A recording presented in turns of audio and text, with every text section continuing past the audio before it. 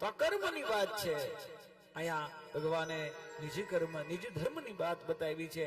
અને હવે ભગવાન સધામ ગમન ગયા એમની કથા બતાવી છે. આ બાજુ પરીક્ષિતને સુંદર સુંદર કથા ઉપદેશ આપે છે. અને હે રાજન, હવે તારોય જવાનો સમય થઈ ગયો છે.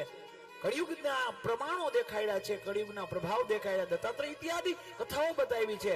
અને સુખદેવજી મહારાજ કહેવાય તારોય સમય પૂરો થયો, મારોય સમય પૂરો થયો છે. હું નીકળું છું, તુંય જા, તારોય સમય પૂરો થયો. સુખદેવજી મહારાજે કઈ પૂછવાનું બાકી હોય તો કે પરીક્ષિત કે જેવા તમારા જેવા સમર્થ ગુરુ મળી ગયા હોય એને શું હોય. અત્યાર લગી પહેલે દિવસે મને એમ હતું કે મારું મૃત્યુ થશે, મારું મૃત્યુ થશે, મારું મૃત્યુ થશે. આજે તમારી કથા સાંભળી અને મને એમ થાય છે કે હવે તો જલ્દી મારો કાળ આવે અને જલ્દી આ દેહ અને જલ્દી મારા પરમાત્મા સાથે મારું મિલન થાય. હવે તો હું રાહ જોઉં છું કે જલ્દી તક્ષક આવે. આહા, વરદહસ્ત ભગવાને પધરાવ્યો છે.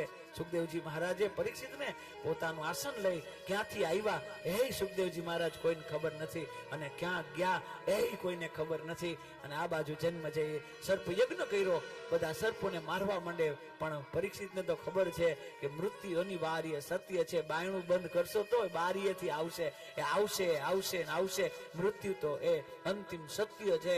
અને પછી તો એક ધ્યાન મસ્ત બેઠા છે સુખદેવજી મહારાજ. આહા, ફૂલમાંથી પણ સર્પ સંતાઈને આવે છે અને સર્પ દંશ દે તે પેલા તો પરીક્ષિત રાજા સર્પ શું મારશે ત્યાં લગી તો પરીક્ષિત રાજા યોગ દ્વારા પોતાના ષડચક્ર ની અંદર પોતાનો પ્રાણ પૂરતા પૂરતા એ પ્રાણ પ્રધાવતા પ્રધાવતા બ્રહ્મરંધ્ર ની અંદર એ પ્રાણને લઈ અને સીધું પોતાના જીવ એ પરમાત્માના ચરણ ની અંદર એ પરમાત્માના ચરણમાં જેવો જીવ પધરાવ્યો, દેવતાઓ આવીને પુષ્પ વૃષ્ટિ કરવા લાગી છે.